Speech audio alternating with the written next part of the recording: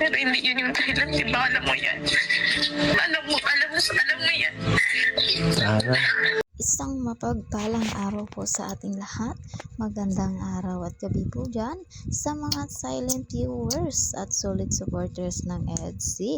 May galab shoutout po at kamusta po kayo? So yun mga kalingap, may panibago na naman po tayong pag-uusapan patungkol nga po kung saan yan say first love pala si Papa Eds. Papa Eds sasabihin na kung ano ang totoo dahil siya mismo ang may alam.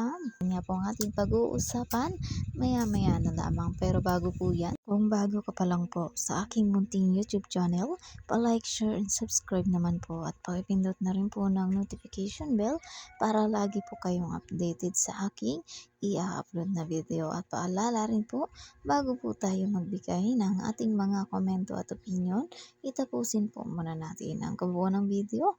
Nang sa ganun nga po, iakma po ang ating i-comment mga kalingap. At lagi ko rin nga pong hiling sa inyo, patuloy nating suportahan ang mag-ama na matubang. Napakaganda nga po yung ipinapakita nila sa atin, mga pagbibigay saya at tulong sa ating mga kababayan.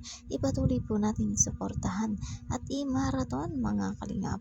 Nang sa ganun nga po mas marami pa silang matulungan, lalong-lalo na nga po dyan yung mga kapos sa pangangailangan ay malinga po nila. At syempre, huwag rin natin kalimutang suportahan ang kanilang may bahay. Walang iba kundi sina Ate Edna Vlogs at Jackie Tafia. Huwag po sana tayong magsasawang sumuporta mga kalingap. So yan, balik tayo sa ating pag-uusapan at tatalakayin ngayong araw patungkol nga po kung saan Beyonce first love pala itong si Papa Eds. Papa Eds sasabihin na kung ano ang totoo dahil siya mismo ang may alam. Yan nga po mga kalingap.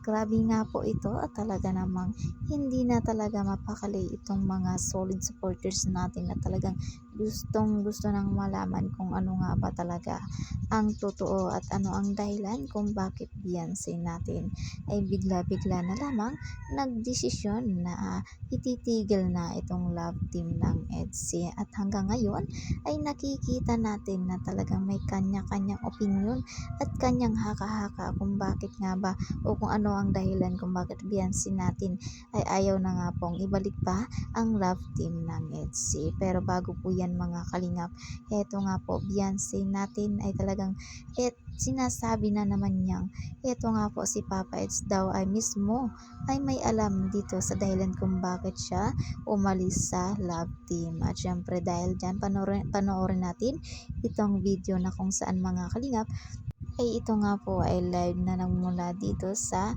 Bomb Radio na kung saan mga kalingap live nga po na nakausap ni Papa Eds si Beyonce natin. At syempre kasama nga po dyan si Kuya Bal natin mga kalingap. At talagang ito nga po marami na nga na naman itong napaluha itong si Beyonce natin.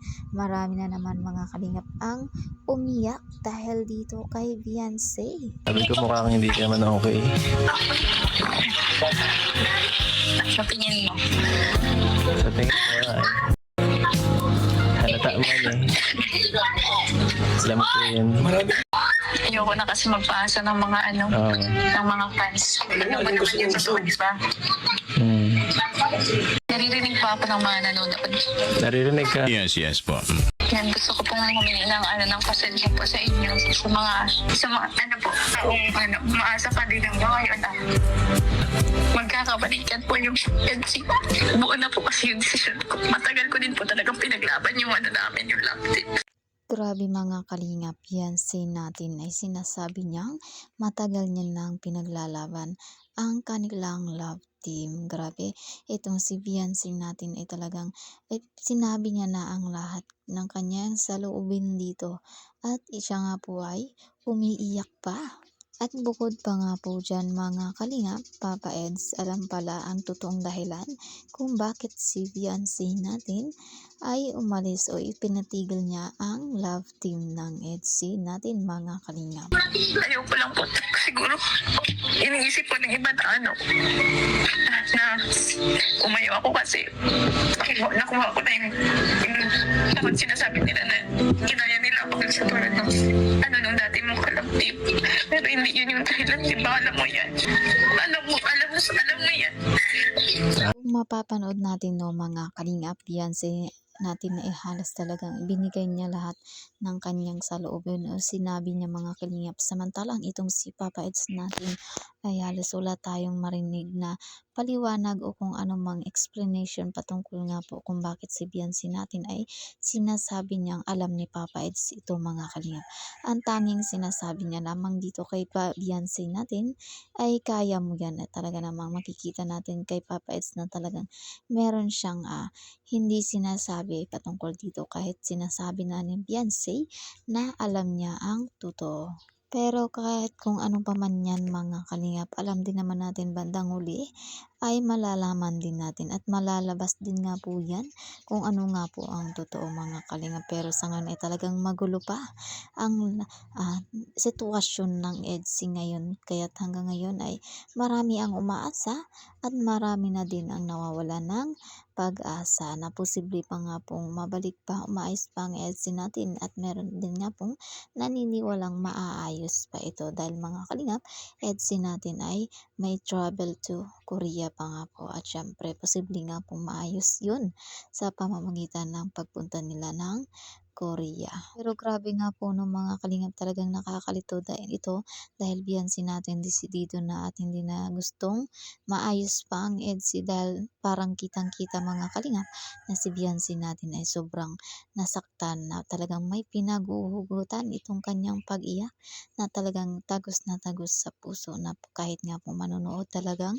naapektuhan, na talagang nahahawa mga kalingap dito sa sinabi at sa pag-iyak ni Beyonce natin dahil mga kalingap, ito nga pong si Beyonce first love pala itong si Papa Eds natin, kung kaya at mukhang broken talaga itong si Beyonce natin dahil nga mga kalingap, minahal niya nga po ito ng sobra itong si Papa Eds natin, na talagang bali-balita pang si Papa Eds natin ay may jowang iba. Yun nga pong nakakalungkot mga kalingap, at talagang yung iba ay talagang mayroong sariling komento at talagang mas gusto pa nilang sirain pa ang love team ng EDSI natin mga kalingap.